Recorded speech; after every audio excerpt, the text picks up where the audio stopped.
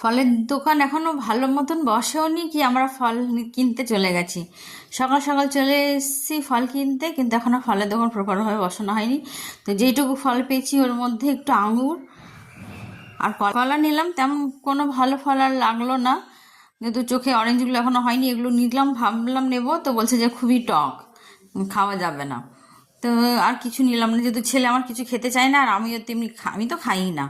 তো বাবার আর ছেলের জন্য কলার আঙুর নিয়ে পরে চলে এসেছি বাড়ি। এসে পরে তো বাড়িতে তো অনেক কাজ থাকি আমাদের, তো চলে এসেছি আমি আর হাজব্যান্ড ছাদে কাপড় মেলতে। হাজব্যান্ড বলছে যাও তুমি এমনি করলে, আমি আর কাপড় মেলবো না।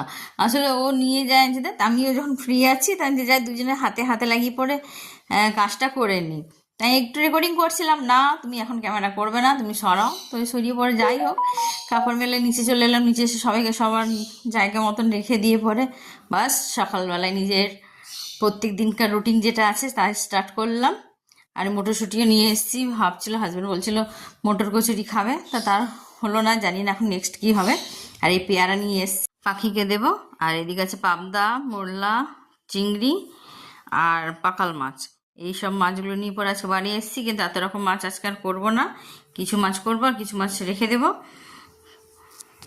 প্রত্যেক দিন কি এত এত মাছ খাওয়া যায়? আমার তো সত্যি মাছ এত ভালো লাগে না। তো যাই হোক, চলুন তাহলে নেক্সট ভিডিওতে আবার দেখা হচ্ছে। এখন